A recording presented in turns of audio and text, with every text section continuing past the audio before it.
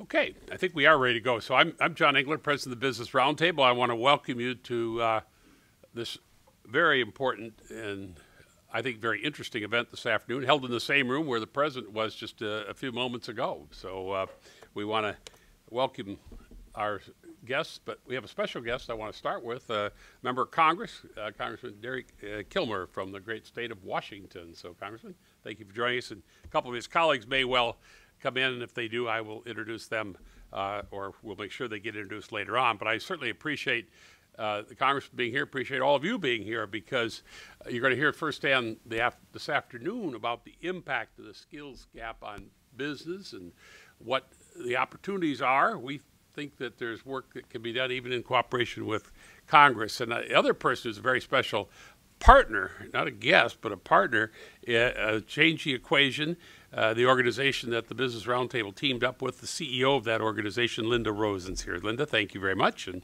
thank you for your cooperation. You and her members, several of them we share in common, but have a sharp focus on improving the performance of American students in the fields of science, technology, engineering, and math, the proverbial STEM subjects. As I go through the findings, I'm going to do this real quickly so we can get our panel up here. You do not want to hear from me, but I'm tasked with kind of trying to give you a quick overview. You're going to see that the skills gap is not only real, but it's a serious challenge to job providers in America. Start with the overall employment numbers. According to the U.S. Bureau of Labor Statistics, November, this is Job Openings and Labor Turnover Survey, the JOLTS. This is a jolting number. There are currently 4.7 million unfilled U.S. job openings, 4.7 million. Meanwhile, the government reports that 18.2 million Americans are either unemployed, working part-time for economic reasons, or are too discouraged to look for work. So we've got jobs available, 4 times that number looking actually to better their lives. What's the problem? The experts cite the gap between the skills employers need and the skills possessed by the job seekers. And the gap shows up pretty early. The latest results, these are 2013, from the National Assessment of Education Progress, NAEP test, showed 66% of all U.S. third graders didn't read on grade level, and that number jumps to 80% for low-income students. Just last week, ACT, in a study, reported that only 43% of students they tested, these are 2014 high school graduates, met the ACT college readiness benchmark in math. Only 37% met that benchmark in science. And last month, the Wall Street Journal reported on Department of Education data showing college students are spending more of their federal financial aid, going deeper into debt, just to take high school classes in college, none of which unfortunately count toward their degree.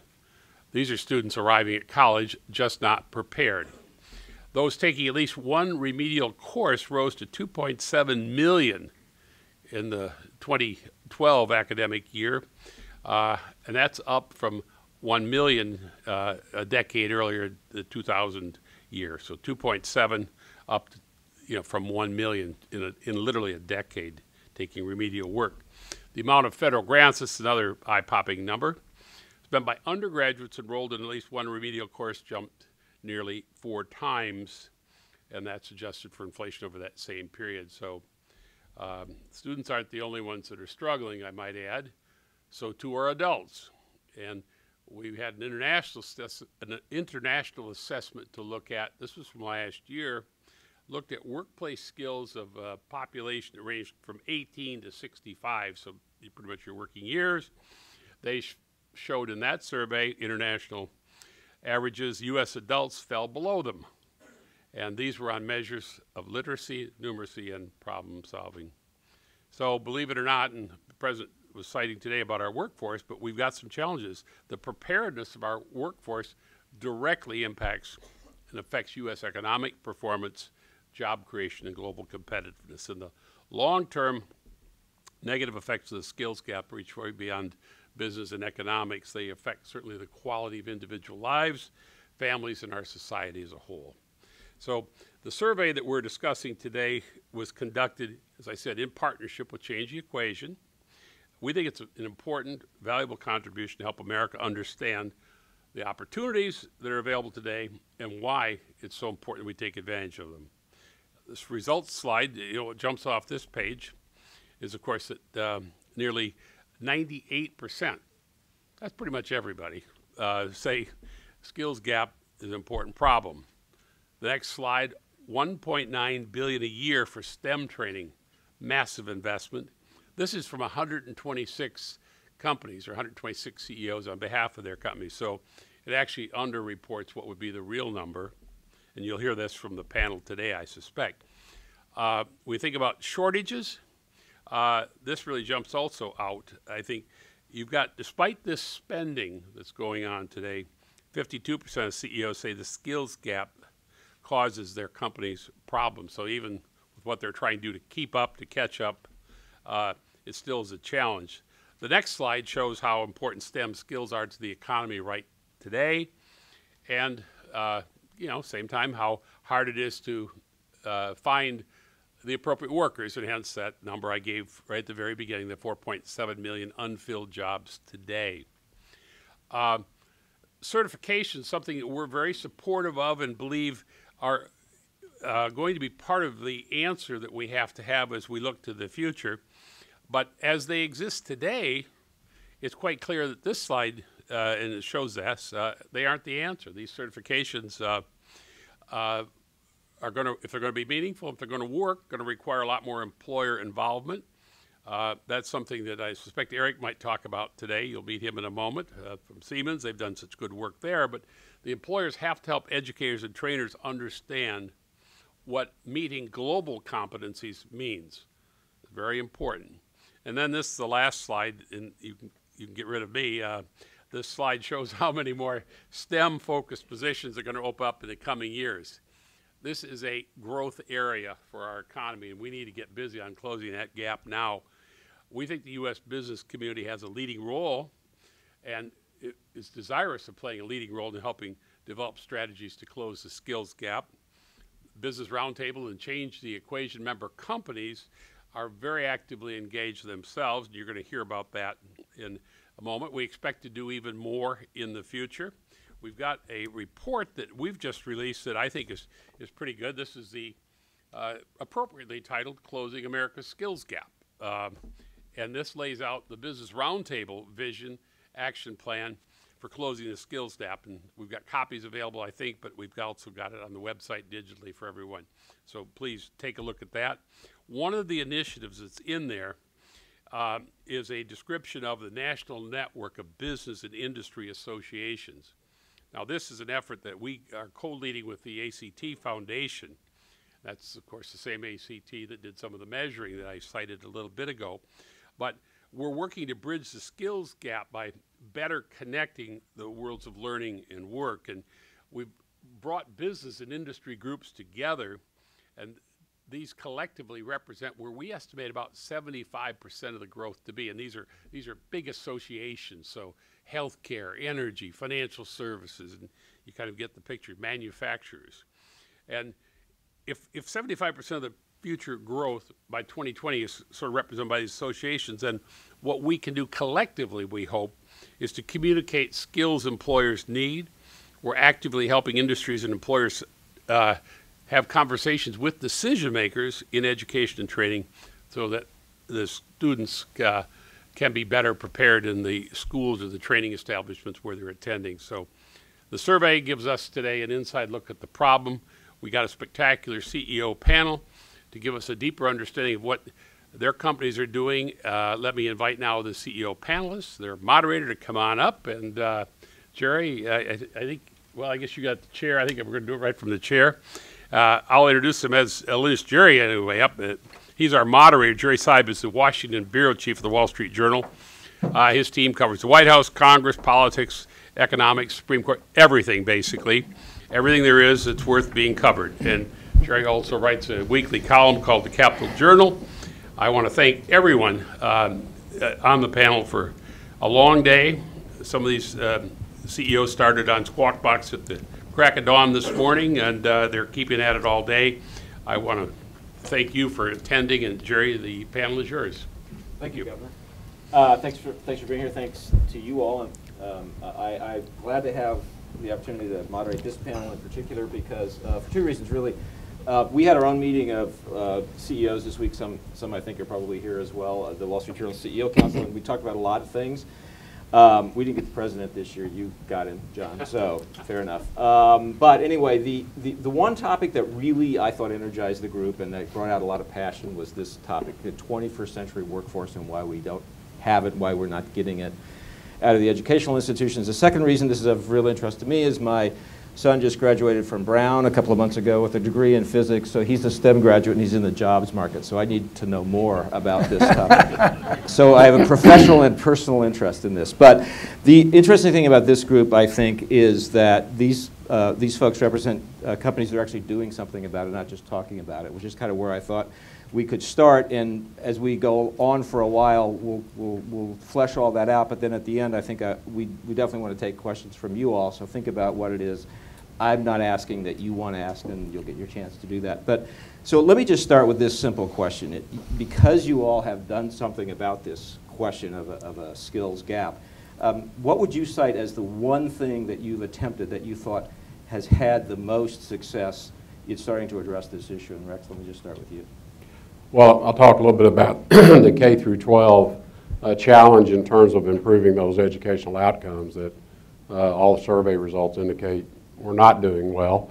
It's not that the system doesn't improve, but others around the world are improving faster. And Governor Engler pointed to some international surveys that were done. If you look at the 2012 PISA survey, the Program on International Student Assessment, it confirmed again that the U.S. educational system continues to fall further behind our international competitors. So students in math, below the average. Students in science, below the average. Students in on-grade reading level, average.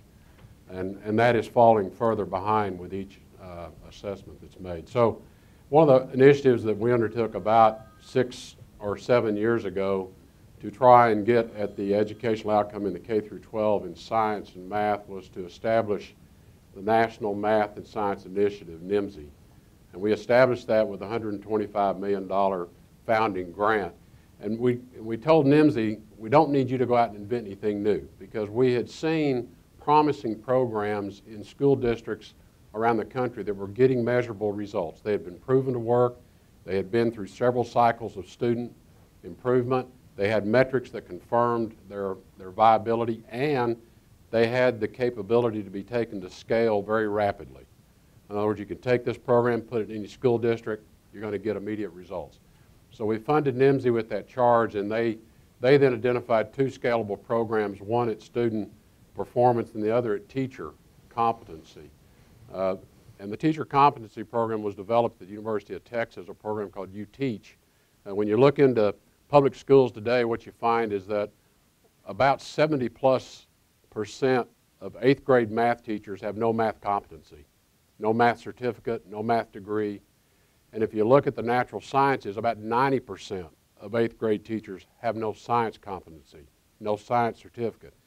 So it's tough to put a teacher in a situation expecting them to inspire students to learn math and science when they're not comfortable with the subject matter themselves. So one of the early programs, UTeach, provides incentives to math majors, natural science majors, chemistry, physics, biology, in their curriculum within the university for them to obtain a teaching certificate without having to undertake additional College of Education curriculum, and to graduate with a teaching certificate within their same prescribed normal hours of their math or science degree. And then it places these teachers into high-need schools. Now, what the result has shown is that if you look across the board, most school teachers enter the public school system, and within about 5 years, 50% are gone. So we're constantly retraining and re-upping brand new teachers. The UTeach graduates, after 5 years, 80% are still teaching, because these are teachers who are competent, they're comfortable, and they see themselves having enormous impact in the schools. So UTeach has been an enormous success, and we now have it in universities across 30 states. The second program is a program which originally was called Advanced Placement Metrics. It has been now named College and Career Readiness Metrics, but it was developed in the Dallas Independent School District under some seed money to incentivize high school students to take advanced placement courses in math and science so they would be college or career ready, whether they're going to college or not. And it provides incentives to teachers for performance of their students on advanced placement exams, and it provides incentives to students so that if they do the work and they score well on exams, they get an iPad or they get some kind of reward. Rewards work. I know this for a lot of people, they find this to be contrary to some of their ideals, but it works. And what you find when you put advanced placement metrics or college and career metrics in a school district, you get immediate results. And among minority students in particular, black and Hispanics, you get an 80% increase in scores within 1 year. Now the model is we put these programs in place through NIMSY, and we fund them 100% the first year, and then we draw the funding down so that at the end of 5 years, these programs should have proven themselves in those school districts and universities to be worth them budgeting it within their own means. And we take the money away and we go put it in another school elsewhere. We have these programs now in hundreds of schools around the country, and the results continue to confirm their effectiveness. Maggie, Frontier Communications, you're active on a lot of levels. What would you point to? You know, I wish we could just point to one thing, but in this case, it's almost like 1,000 points of light that you have to focus on. And Frontier, we're a U.S.-based workforce, 100%. We're in 28 states, about 30,000 communities in the United States, predominantly in rural and suburban America. So we're in smaller communities. And when you look at our workforce, literally 60 to 70% of our workforce needs basic STEM capabilities. And I have about 35% of our workforce over the next 5 years. There Is that go. better now? There you go. Okay, All right. good. Thank you. So anyway, as I was mentioning, we have about 35% of our 17,000 employees that will be retiring over the next 5 years. So we see a bubble of need in terms of basic STEM skills and also advanced STEM skills. So these are some of the things that we've done as a company. First and foremost, we have really looked at the wage levels that we pay to be we pay somewhere between 15 and 20% over market in the markets where we do business in order to attract the best talent. And again, when you're in small communities, you don't have as much talent to choose from. So I'll give you an example. Our engineers average $49 an hour. Our technicians average $34 an hour. And these are installers and repair technicians. And the requirement is a high school education. And then our average salary for IT employees are $100,000. And so for your son, who's looking for a job, just have him give us a call. We'd be happy to put him to work. But in addition to wages, we've also looked at internships, which is extremely important for us to get to know young talent when they're in high school and then through their college years. A number of interns will come back year after year and work with Frontier, and then we will hire them full-time after they graduate from either a 2-year school, a vocational school, or a 4-year college education. In addition to that, we are doing public-private partnerships with K through 12. As a matter of fact, we're in a partnership with the Boeing Company in 50 high schools in our markets in order to help with curriculum and also with training. At Frontier, local engagement is an extremely important thing to our company. So our employees go into the schools and actually teach. In addition to that, we do a lot of work with community colleges around the country because community colleges are not just great for young talent, but they're also great for retraining people in the workforce that have been displaced and need to grow into this talent capability. We put what are called tech labs into the community colleges, which are actual labs with our equipment in them. And our employees will work after their regular work schedules or on weekends and hold classes and train folks on our equipment in those facilities. So when they get a certification from that community college, they are well trained to come right into our environment and understand the capabilities that we have. I would say last but certainly not least, we spend a lot of money and time and energy internally training employees for basic STEM skills and advanced STEM skills and certifications.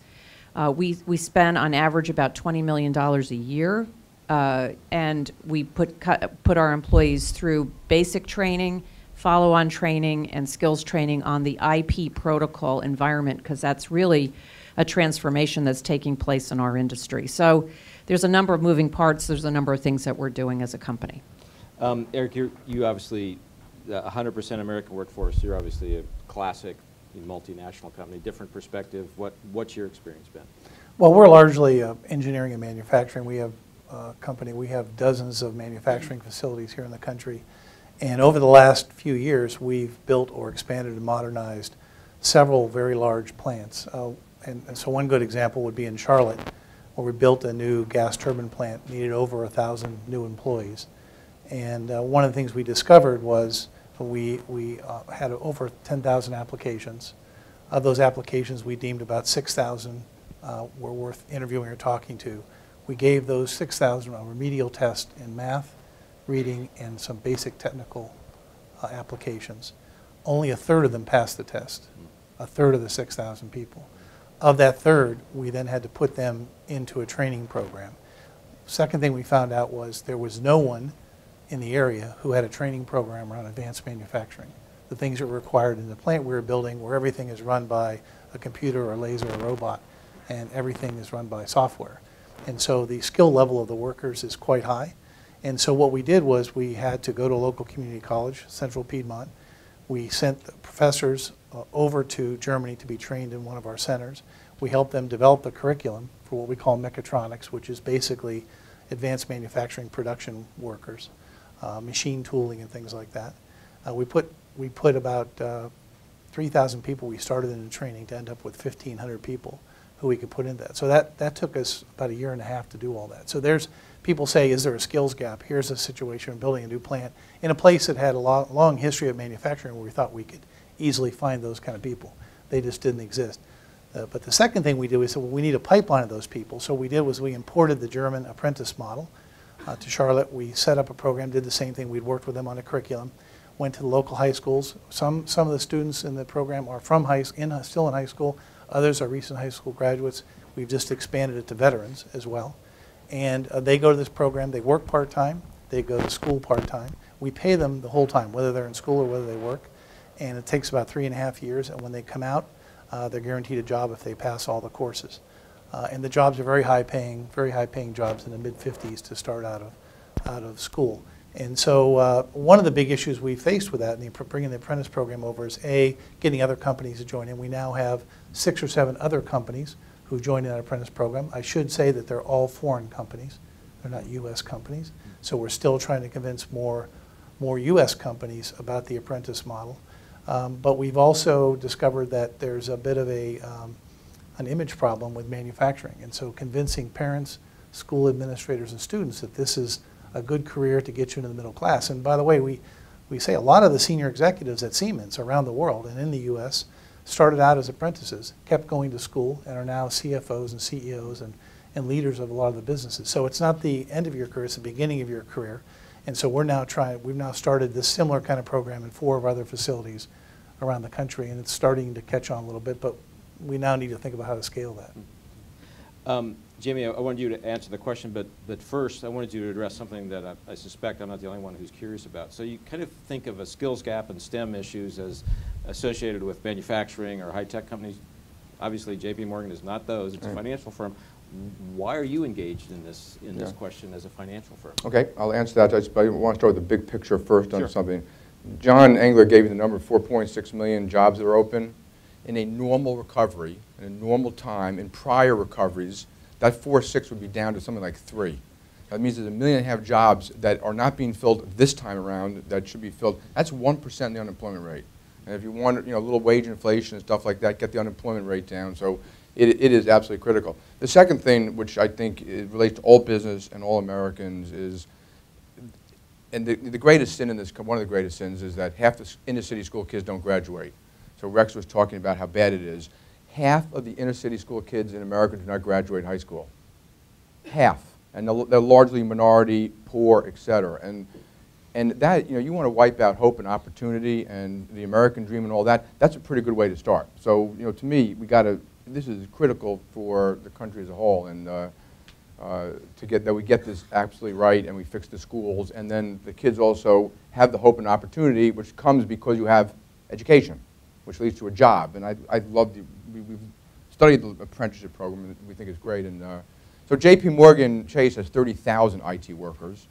We have almost 8,000 PhDs in math and science and physics, et cetera.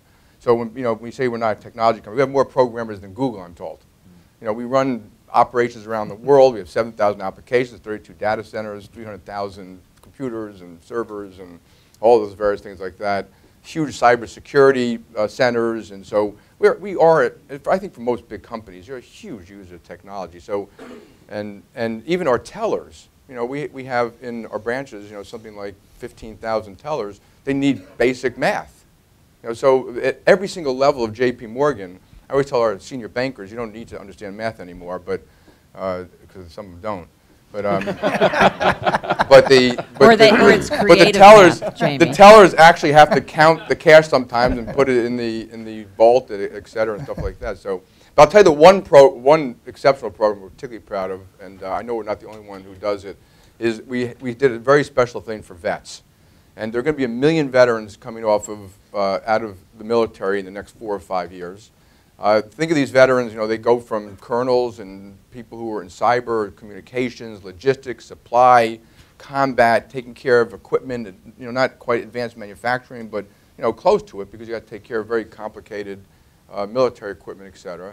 We've hired 7,800 vets. And it wasn't just because, so obviously it's not just kids coming out of high school, but it wasn't, so it's all different levels. A colonel runs our cybersecurity effort. We have vets coming in in call centers. We have vets coming in technology. We have vets coming in communications and as personal bankers, et cetera. And it was a lot of work because it's very simple to say just go hire.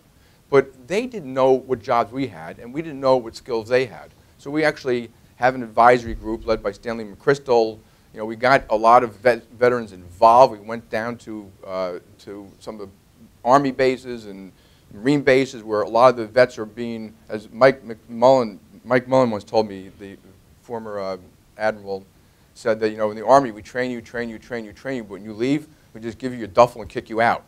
That there's no real training for them about what comes next. So we actually have recruiting centers near bases. We do it by the thing called the 100,000 Jobs Mission. It's now the 200,000 Jobs Mission. Almost 200 companies are doing this, and it's been fabulous. At every level for the company, it uplifts the morality of the company. I mean, all of the employees feel great about it. Our customers feel great about it, and creates great jobs and great paying jobs for veterans who we all know deserve it unbelievably. Great. Inherent in the whole conversation here is a sense that there's been some kind of a failure in the education system, a failure to give people the right skills, to do it well enough, and to match those up with what the workplace demands. I'm kind of curious from your experience, and I hope you all jump in here, is where's that failure happening most? Is it K through 12? Is it elementary? Is it high school? Is it post high school? Is it community colleges? Is it four-year university? Where's the system falling down for you all? Well, I think it really does start in the K through 12. I mean, the reason you have college students taking remedial courses at the college level, and I know, and I talk to a lot of university presidents, and this is a huge problem for them because it's diverting resources at the university level trying to complete work that should have been done at the high school level. So how did that happen? So you can back it all the way down, and a lot of conversations around, why did it happen? How did it happen? Pre-K, kids are not prepared when they start school. There's a whole host of I think, stories and explanations about how did we get here. I think the important thing is that we recognize this is where we are, and that we have a choice. Are we going to begin to address that, and how do we want to address that, and how do we want to address it in a way that we don't ignore the fact that we have kids in the system today and they're getting a year older every year. And are we going to just, we're going to give up on a generation and say, well, we're going to start with K and we're going to start fixing it. And 12 years from now, we'll have smart kids, and everybody in between, I'm sorry, you're just done for. And our view is you cannot. I mean, that's just untenable. So you have to inject yourself into the system at multiple levels. What I think the common denominator we have found as we talk to all kinds of people who have a great deal of interest in the subject and a great deal of knowledge about the system and how it performs, not surprising to everyone out here, it all comes down to having a really great teacher.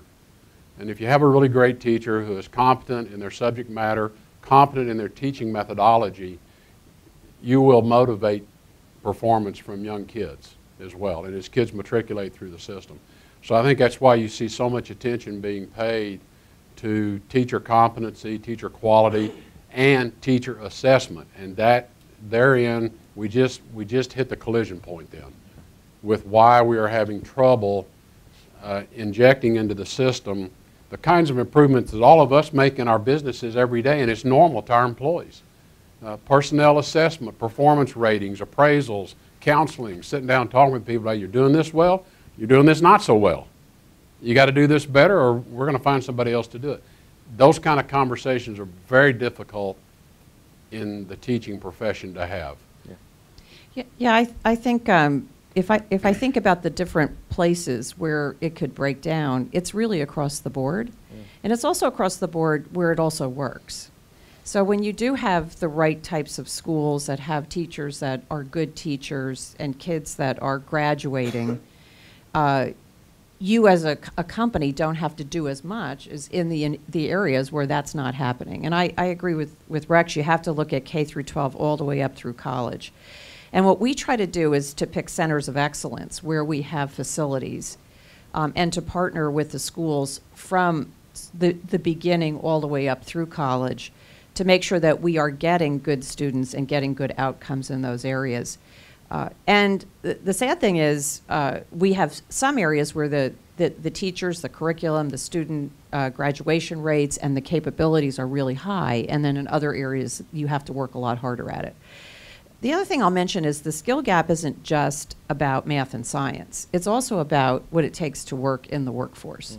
So even with the math and science training that we have to do as companies, we also have to train basically all employees that are coming out of the education system on what it's like to work in companies and what the responsibilities and the accountabilities are associated with that, and basic literacy as well. So it is across the board where we wind up playing, which is what makes it so expensive for all of us. Yeah, no, one of the CEOs said to me yesterday, it's not just that we don't think the schools are doing a great job of teaching, it's the curriculum that they are attempting to teach. It doesn't match with what we need. But then she said something I found really kind of amazing. She said, it's really hard. There's a lot of resistance when you go in and try to say, look, this is what we need you to teach as opposed to that which you are teaching. But your experience with the community colleges suggests maybe that's not universally true. How do you get resistance when you try to go to an educational institution and say, we prefer if you were spending less time teaching this and more time teaching that? I think we found the community colleges to be pretty good partners. We have relationships with 30 to 40 around the country, several of them with very formal programs. I think if you have the jobs and you can show them that you have the jobs and you have the requirements, they've been pretty adaptable. I think sometimes at the university level a little more difficult, but the community colleges, I think they see this as their role to really find the right skills, develop the right skills, and train people in the local community for the jobs in the local community. So we've seen pretty strong reception there. On the other hand, like I said, with universities, in some cases, some of these programs need more advanced, say, engineering and computer science kind of programs. And in that case, oftentimes it's, here's what we've got. And one of the things we've been doing with high schools, colleges, and community colleges is donating one of the leading industrial softwares, a Siemens PLM it's called, but it's a CAD/CAM CAE system. It's used by about 80% of the auto companies, 70% of aerospace. It's used in the oil and gas industry, other industries. And we've been donating that to high schools and community colleges and colleges, saying, if you get people trained and certified on this software, there's 78,000 companies around the world that use this software. And one of the interesting things is a lot of high schools reject it. And one of the things we found is, unlike what we find in other parts of the world, is that only about 15 to 16% of the high schools in this country teach computer science and pre-engineering. But they reject it because they don't have anyone to teach it. And so you can donate the software, but they don't have the facilities and the people to teach it. Whereas, so we're falling way behind other countries, even at the high school level. So the curriculum is an issue. We're still teaching largely the same curriculum we taught after World War II. And we need to be really pumping up the more technical skills and the computer science skills. So in those cases, we find a lot of schools say, look, I'd love to be able to teach my high school students this, but we just don't have the capabilities in-house to do it. And so we've donated it to several hundred high schools, but the community colleges often have the same issue. They don't have the people who can use that. So the universities often do have it and can put it into their programs, start training people. But for a lot of people, that's too late. And a lot of these jobs don't require a 4-year university job, you know. A 2-year degree at a community college with some training. And we're big believers in the practical training, whether it's an internship, a co-op, an apprentice program. The learning goes much, much faster if you're giving them real-world experience. But you know, they have to be able to use the technology, they have to be able to use the tools and the software and things to be able to do the job right. So Jamie, can companies... Can I just add to yeah, this? sure, There's absolutely. a thing called National Academy of Finance, which was started by a guy called Sandy Weil, who was many years, literally 30 years ago, at Smith Barney Shearson.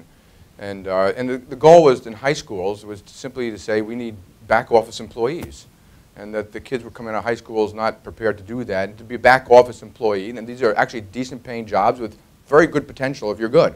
And that the schools weren't teaching basic, what you need was basic accounting, basic operations, you know, some basic business, et cetera. And we helped, and the school was wide open. It was Frank Macchiarella was the school chancellor. I think a lot of school chancellors may not be open to it. And we went in, we wrote the company wrote the manuals, taught the teachers how to teach, brought the teachers into the jobs, and then started to teach the kids. And it started in one high school. I think it's in hundreds of cities today. And, but the amazing thing, and I go, because I used to meet with these kids every now and then, but the thing that Maggie said, these were kids, and these are just basic New York City high schools. What shocked them the most about the whole thing, because they were given a job in that summer of after 11th grade. Half these kids went on to college, so which we weren't trying to hold them back from going to college. But at that summer job, and they were paid, they were shocked at one thing, that work was fun, and they got paid to do it, and that there's a future. Because most of them would have, you know, I used to sit down at lunch, and they were like, they thought when they go to this company it was going to be boring and militaristic and like a police state, and you can't laugh, and there's no opportunity, and do they really pay you to do this? And that's the hope side of it. So it's doable. It's doable. These things you guys do at the local level, and you know, I hope all schools do it. And obviously, every business has different needs, and it can be done at almost any level. Well, and I think the common element in that, and we've done the same thing with community colleges in the Gulf Coast to prepare process technicians because we're building all these new chemical plants, and we don't have enough people who can come in and operate them. But the common element is line of sight to a job. And so where community colleges or school districts can see line of sight to a job, they are very quick to embrace these programs. And we've had great success in the Gulf Coast area and working with community colleges. And we work with them on the curriculum. As Eric said, we tell them, look, this is what this 2-year graduate needs to know. And we provide equipment so they actually see the kind of equipment. And we provide internships so they come into the facility, the refinery, the chemical plant, and they spend time working. And they understand that if they really do well, they study hard, they do well, they come out, there's a job at the other end of this. And the community colleges understand that as well. And obviously that's the business they're in, is to produce graduates who can get a job. I think an interesting, I don't know that if it's a disconnect necessarily, but when you go to the K through 12 level, I'm not sure public schools understand that we're their customer, that we, the business community, are your customer. I think they do think about their students perhaps as being their customer, but what they don't understand is they are producing a product at the end of that high school graduation. Now, is that product in a form that we, the customer, can use it, or is it defective and we're not interested? And I don't think they understand the need to spend some time understanding what our requirements are and why they have got to step up the performance level, or they're basically turning out defective products that have no future. And unfortunately, the defective products are human beings. So it's really serious, and it's tragic. But that's where we find ourselves today. And so I think it's interesting when you sit down with a high school administrator and you start talking to them about who's the customer here. Well, the customer is who's going to give this person a job when they leave this place. Yeah, and to Rex's point, there's really no accountability to the business community if you have a defective product, which is also different. So the accountability is looked at to the students, but not necessarily to the end product, going to work and being a productive American citizen. The other thing I wanted to mention is one of the things that we've done in our company creatively. We're a company that's been around 86 years, and we have a lot of retirees in our communities. And so we've taken our retirees and brought them back as mentors and teachers for new people that we hire, because a lot of our retirees still want to work, but they want flexibility to not work full time. So we use them as trainers and teachers, and we use them to help our young talent get proficient in the systems and the processes and the capabilities that we need as a company. And that's been a very effective program for us over the last 9 years.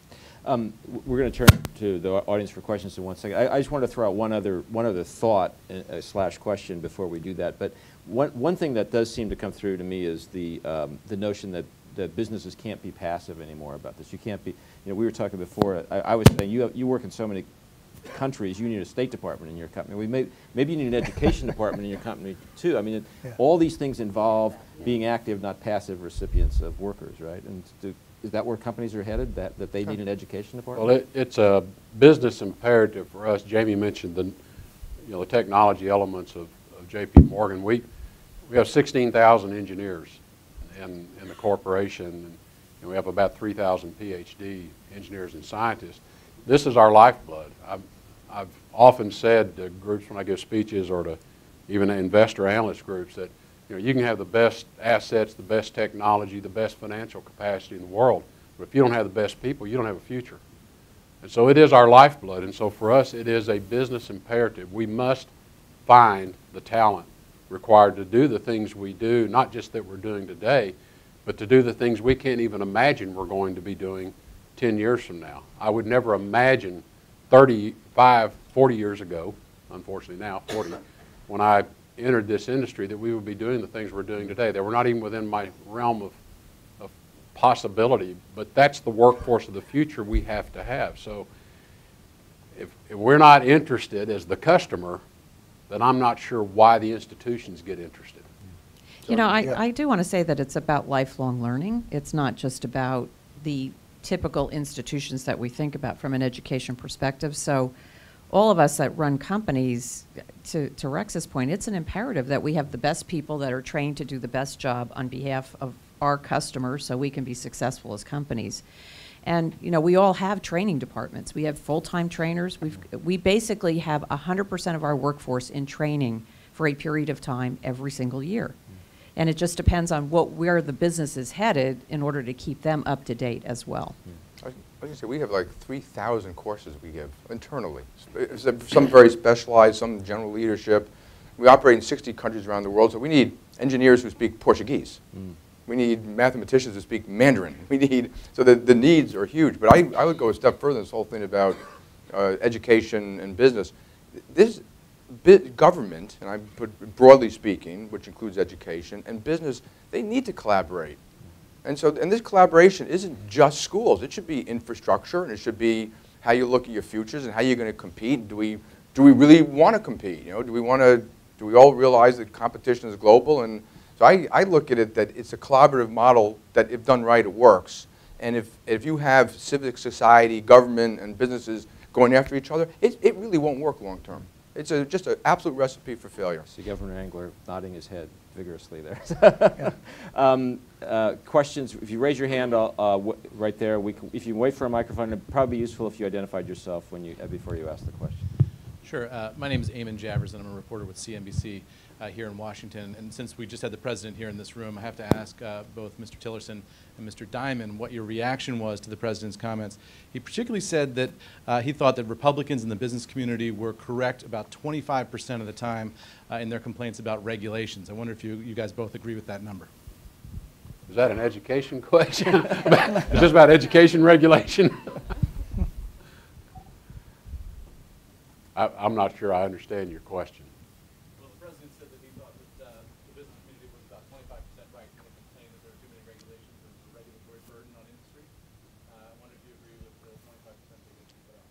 Well, I don't know if 25% is the right number. I think what the point is that pervasive regulation in this country is impacting economic performance, which impacts job creation, which impacts opportunity for middle-class workers to have a better quality of life.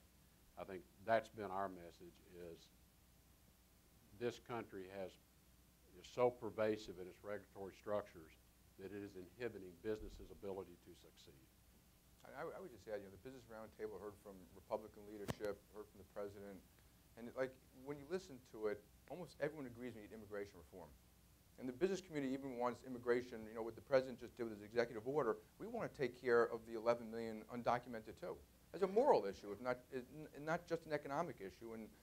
And everyone talks about smarter regulation. Every business I know has been regulated since they were born. We all are going to have regulation. We completely understand regulation. And we all spoke about smarter. Smarter, and you could do anything smarter. You could do anything stupider too. So you could do it either way. So we all agree on that. We all agree we needed corporate tax reform. We all agreed we need, what am I missing? There's one other one. So, to me, it's just... Trade Promotion Authority. Trade promotion. If we could just do 2 out of 3, it'd be great. So there's broad agreement. It's just, we just got to get the parties working on it.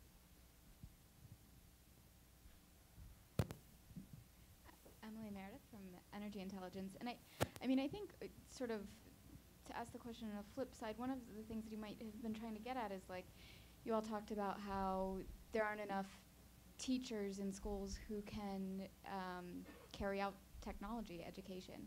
But at the same time, you said you pay, your IT people $100,000 starting salary. I mean, how are public school systems supposed to reconcile that? I think that might be sort of one of the more interesting questions to get at. Well, you're offering $100,000. Why don't you answer that? Well, I do think that when we collaborate with schools and we do work with teachers, we also supply teachers to schools in the markets where we do business as well, to help make sure that we get a good educated potential employee. But I do think that if you look at the salaries that we pay teachers today in the United States, they're entirely too low. I think we should have differentiation based upon teachers wanting to go into that field. When I'm hiring IT people at $100,000 and teachers aren't making anywhere near that, if you have those capabilities, you're not necessarily in a school.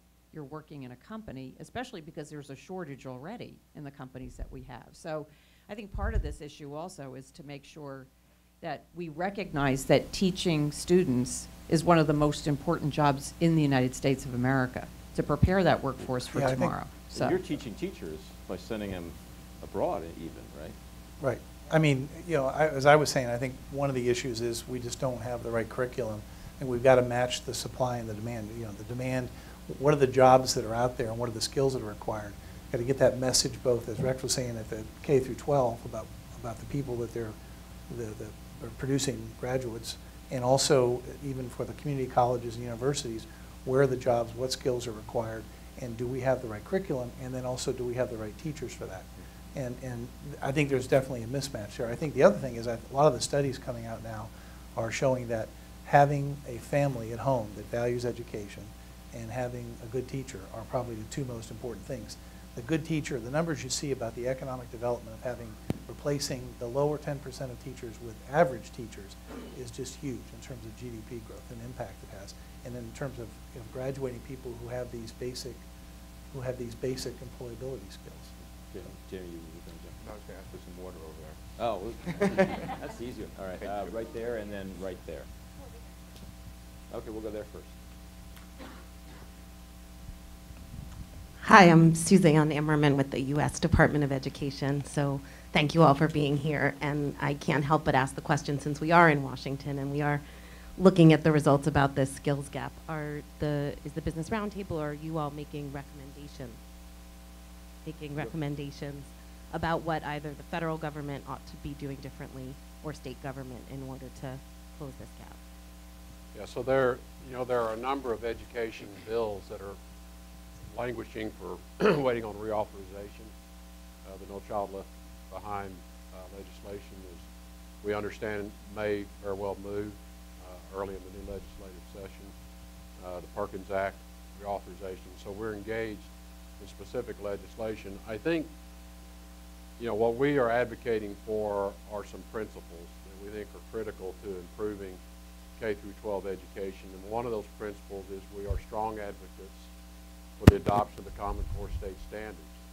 Now, if a school district would like to rebrand those and call them the Littlefield, Colorado Common State Standard, that's fine, as long as it contains the same standard content. I think it's, and what has to go with that then is a common assessment process so schools have a way of measuring their progress towards achieving the outcomes that the standards are intended to promote, and allow them to then see how they're doing relative to other school districts. And what that's going to facilitate is the identifications of school districts that are succeeding and winning, and how are they doing that, so that school districts that are not there can learn from that. There's nothing proprietary about good educational practices, and there certainly shouldn't be, and I don't know of anyone who views them that way. But we do believe that the adoption of that kind of common standard across the board is really critical to beginning to address fundamentally how you lift the results that we want and that we're not getting today. I think that is a proper role for the Federal Department of Education to say, look, standards are important, they're necessary, and your measurement against those standards are important and necessary.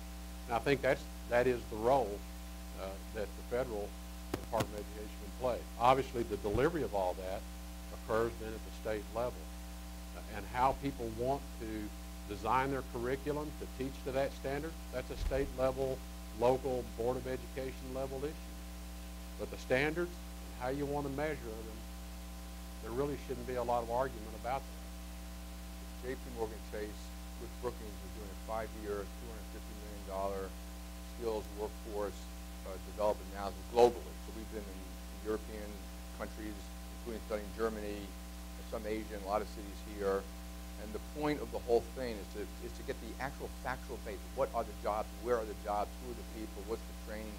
What works around the world? I'm almost positive they've already met with Arnie Duncan. Okay, so they've already had the education department involved, and this is going to be an ongoing, report with detailed analysis of facts and policy recommendations, so that hopefully we and other cities and other countries around the world can do a better job at it. I think also we gave quite a bit of input to the Workforce Innovation Opportunity Act, and I think that's a step in the right direction. Reduced a bunch of programs that weren't having any impact, and then the other programs that was getting business more involved in shaping those programs and where the money's going, and also encourage, I think all of the local service boards, the education boards, have to have a majority of people from business on those boards. And we've been encouraging Business Roundtable people, executives to get their employees on those boards. So I think that's one big step. I think also when I mentioned the apprentice program before, one of the reasons it works well in Germany is that the training part of it is funded by the federal and the state. In the U.S., there's no funding for these kind of programs. So right now they're much more expensive. In Germany, at any one time, Siemens has 10,000 apprentices by themselves. That's just one company in Germany. Obviously a huge company, but part of that money, the actual training part of it, is funded by federal money and state money. And the nice metric is, because we're trying to really push to get metrics around these programs to show that they work, is at the end of it you get a job. So it's easy to measure whether it's having a positive impact or not. We have time for one last question. The Dallas Morning News, and I just wanted to touch on the issue about the Common Core. There seems to be a big disconnect. The leading politicians in your home state of Texas are so, like so many others, so stringently against the Common Core, whether it's Governor Perry or Senator Cruz, who recently both attacked that notion again. How do you make that case? Are you optimistic that a new leadership in the Congress will help you make that case? Or what's the disconnect? Well, I think part of it is it gets caught up in the politics of the broad ideological viewpoints that are held by different political corners around the size of the federal government, the role of the federal government, and the federal government's role in state affairs. And I think that is one of the areas that lacks some clarity in many people's minds. Is what is the proper role of the Federal Department of Education? What is the proper role of state departments of education and state legislatures, and the proper role of local school districts?